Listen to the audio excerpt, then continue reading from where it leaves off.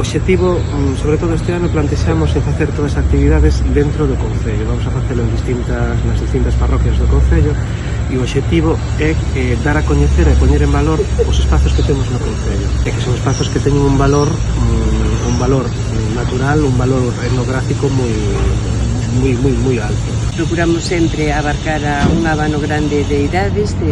temos actividades para todos os públicos, e deste xeito, pretendemos dar un pouquinho de atención a todas as persoas que queran adentrarse neste mundo. Moitas veces, hai veces que facemos actividades no rural que veñen e nos din que sitio máis bonito tendes ou que ruta máis chula, e creo que é fundamental que os vecinos de Ames